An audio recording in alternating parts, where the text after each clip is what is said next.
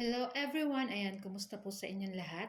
So for today's video ay tara at samahan niyo po akong magluto nitong ating napakasarap na ulam na paksiw na dilis na ibabalot po natin sa dahon ng saging. And syempre papartneran po natin yan ng ginataang gulay na puso ng saging. Syempre lalahukan po natin yan ng tinapa na may pork, at syempre, hindi mawawala yung gata ng niyog at sili para mas masarap. So ayan na nga guys, kung makikita nyo ay maulan. So, maulan na naman po dito sa Bicol. Kaya, ayan, dito ay mangunguha po kami ng niyog para gagamitin namin sa panggata nung sa ating gulay na puso ng saging. So, ayan na nga. Ipapakudkud na lang namin iyan.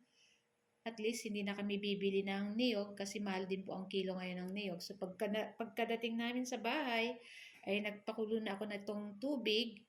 Tapos sa pagkulo, nilagyan ko na ng asin. Tapos ilagay ko na dyan yung ating in-slice na puso ng saging. Ayan. Tapos bahagya lang po natin iyan dito sa mainit pagkulo. Ayan, pwede na natin kaagad ahunin and then pipigaan po natin iyan. Syempre, tanggalin natin sa ating kaserola.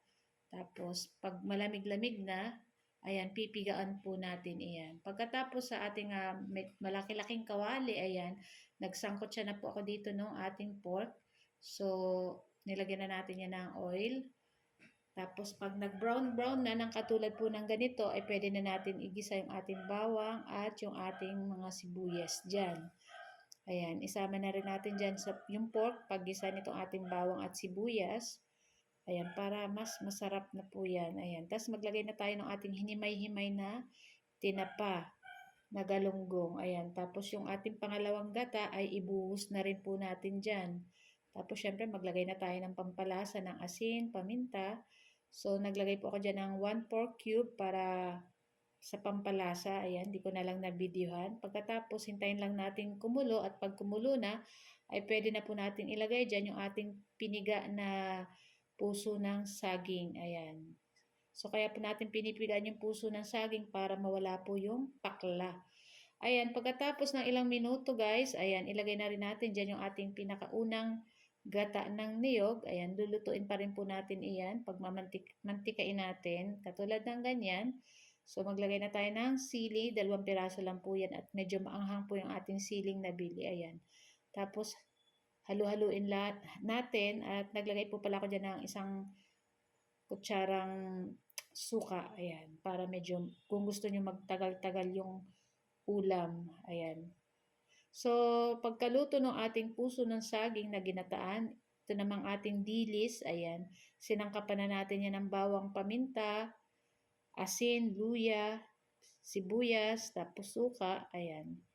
Tapos yan, halu-haluin lang natin iyan hanggang mag-combine yung lasa nitong ating mga sangkap na nilagay dito sa ating dilis, ayan. Tapos syempre, meron po tayo dito nga dahon ng saging, na kinuha natin sa kapitbahay, charot. So, gagawan lang natin ng parang ang tawag niyan, sa ganyan, paglagay, ayan, parang sorbetes, itong ayan. Tapos, ibabalot lang po natin iyan dito sa ating dahon ng saging. At pag nabalot na natin lahat, ayan, wag nating itapon yung sabaw at yun yung ating pangluto dito sa para yung lasa is nandun pa rin, ayan.